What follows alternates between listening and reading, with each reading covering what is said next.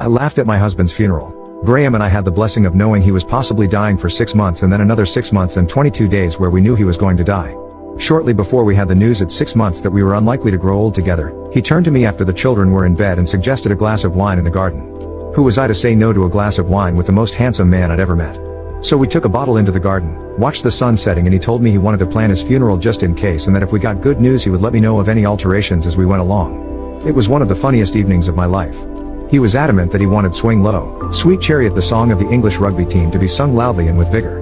We live in Wales. He was tickled about the vast majority of our friends not being able to sing the response song, which is normally sung with sign language, about where the English can place their chariot.